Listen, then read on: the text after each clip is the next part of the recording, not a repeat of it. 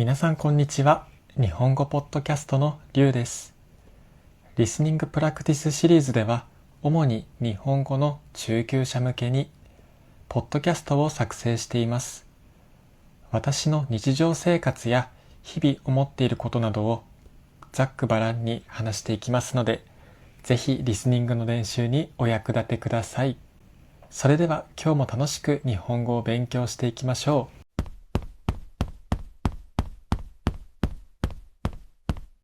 今回はとても嬉しいお知らせがあります。チャンネル登録者数が100人を突破しました。いやー、本当に嬉しいです。初めての動画を投稿してから5週間くらいなのですが、こんなにも多くの方に見てもらえるとは思っていませんでした。最初に投稿した動画を見ていただければわかると思うんですけど、すごく音質も悪いし、動画のクオリティもそこまで高くないんですよね。もちろん今でもまだまだもっといい動画を皆さんにお届けしたいと思っています。それでもこれだけ多くの人に見ていただけて本当に嬉しいです。皆さん本当にありがとうございます。この約1ヶ月間、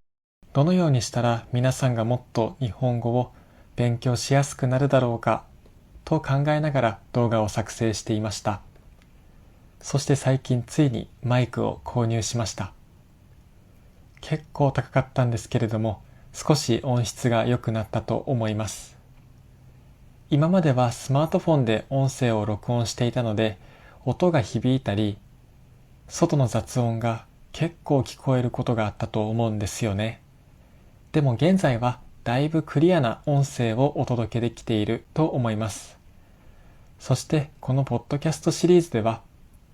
動画のスクリプトのリンクをコメント欄に貼っています。スクリプトのデザインも少し見やすいように変更しました。無料でダウンロードできますので、ぜひコメント欄のリンクから確認してみてください。あと最近アップロードした動画については YouTube の字幕機能をつけています。翻訳ソフトを使って翻訳したので若干不自然な表現があるかと思いますが、ぜひ皆さんの母国語があれば表示させてみてください。もともとは日本語と英語の字幕しかつけていませんでした。でも実際にこの動画を見てくれている人の中には、英語が母国語でない人もたくさんいると思います。そこも改善しないといけないなと思い、YouTube の字幕機能に字幕を追加しました。もし追加してほしい言語があれば、教えてもらえると嬉しいです。翻訳された文章は若干不自然かもしれませんが、参考にしてくれると嬉しいです。話は変わるんですけれども、今日は久しぶりにランニングをしてきました。実は最近仕事を辞めたんですよね。仕事をしている間は忙しくて、運動できなかったので、もう1ヶ月ぶりくらいに今日は走ってきました。もう1キロぐらいしか走れなかったです。そしてすごい汗をかきました。体が重くて全く前に進めなかったです。でもすごく空が綺麗でした。今画面の端に表示させているんですけど、今日は結構雲が多かったんですよね。おかげでいつもよりちょっと涼しくて走りやすかったです。今まで私はもう雲一つない晴れの日が好きだと思っていたんですけど、夏になると話が変わってきますね。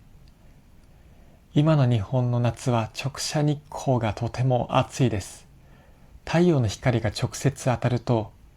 40度くらいまで気温が上がってしまうんですね。だから曇りの日が好きになりました。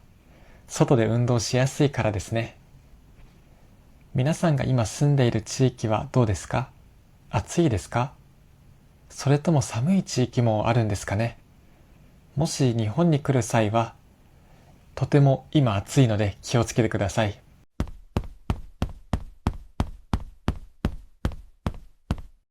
先ほどの YouTube の話に戻るんですが、やっぱりチャンネル登録者数が100人を突破して、さらに皆さんから高評価やコメントをいただくことも増えてきました。皆様のコメントはすべて読ませていただいています。いつも楽しく読ませていただいています。皆さんの反応が返ってくるようになって、私の中でもこのチャンネルで何をやりたいのかがだんだんと見えてくるようになりました。このチャンネルでやりたいことは、皆さんの日本語学習をサポートし、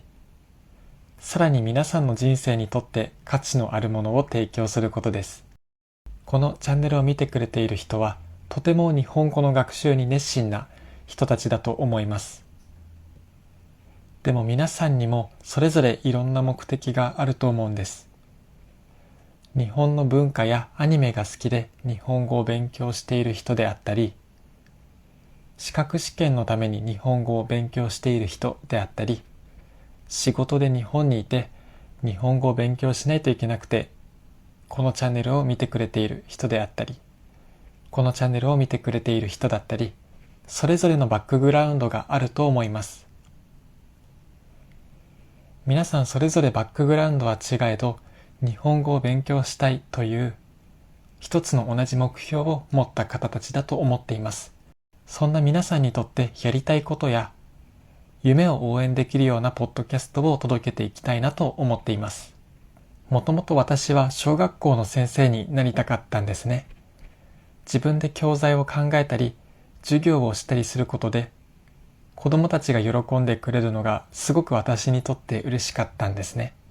自分が考えた授業で子供たちが勉強に興味を持ってくれたり、その授業によって子供たちの人生が大きく変わったり、そういったことにやりがいを感じられるような先生になりたいと思っていました。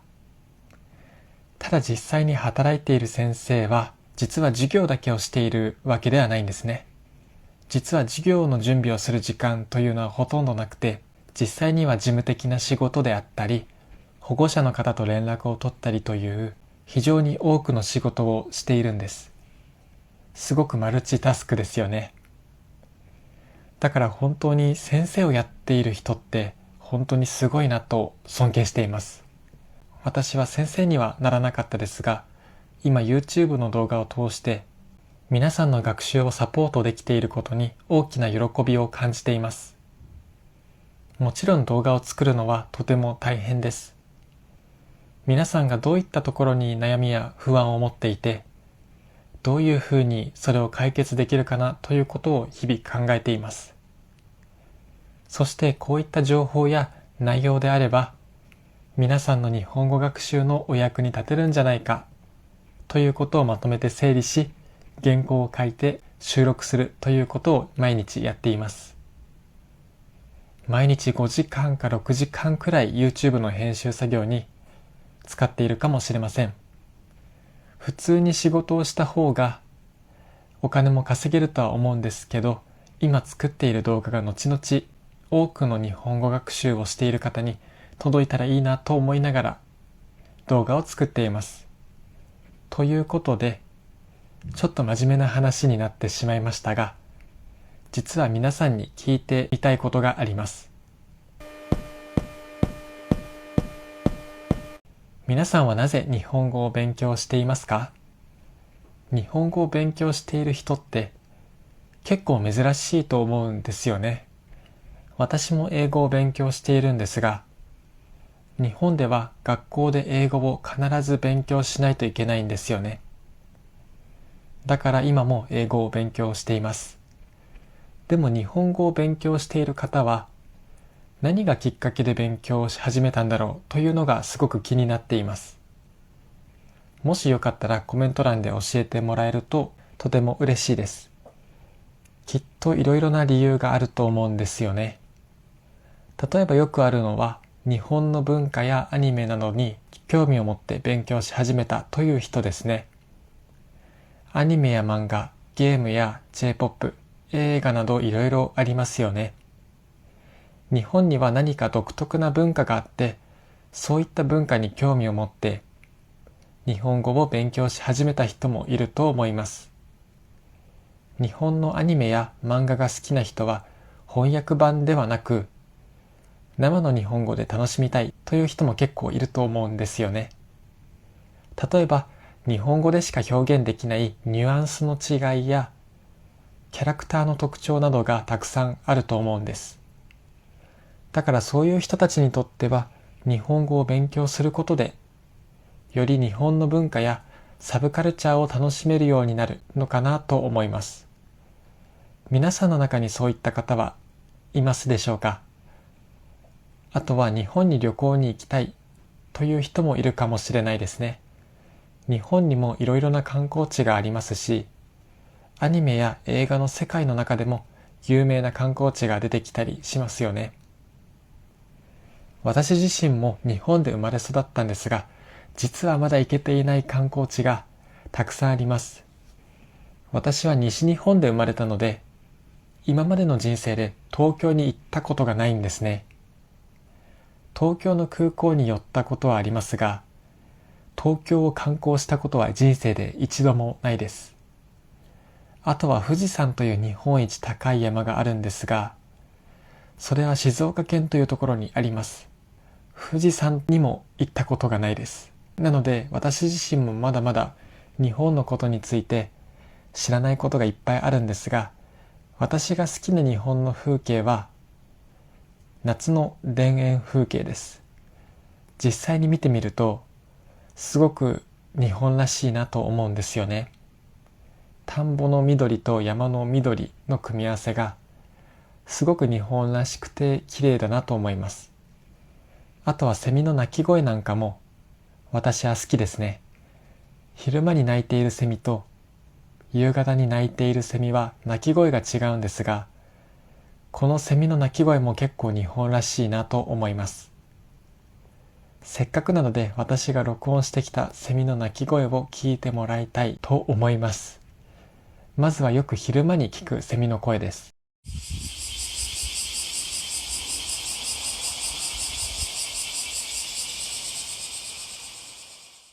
いかがだったでしょうか？近くで聞くとすごくうるさいんですが、この鳴き声を聞くと日本に夏が来たなという気分になります。そして次に夕方から夕暮れ時にかけて聞こえるセミの声を聞いてみてください。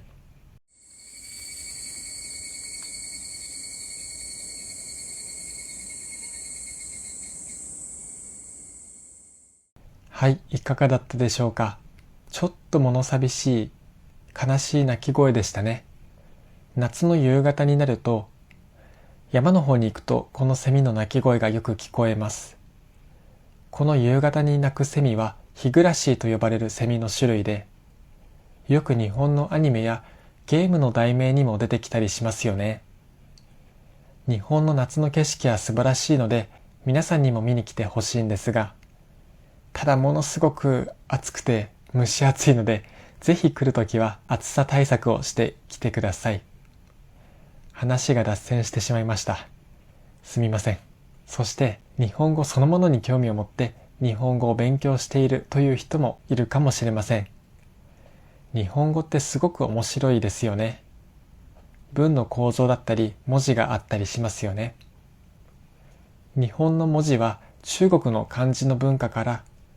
伝わってきたものなので、もちろん漢字も使われます。そしてその漢字がさらに簡略化されてできたのがひらがなとカタカナです。こういった不思議なところに惹かれて日本語を勉強している人ももしかしたらいるかもしれません。皆さんが日本語を勉強し始めたきっかけは何ですか？もしよければコメントで教えてくれると嬉しいです。ということで今日も最後まで聞いてくれてありがとうございました。これからも皆さんに日本語学習に役立つ動画を作っていきますので、ぜひぜひ高評価とチャンネル登録をよろしくお願いいたします。いつも見てくれてありがとうございます。また次回の動画でお会いしましょう。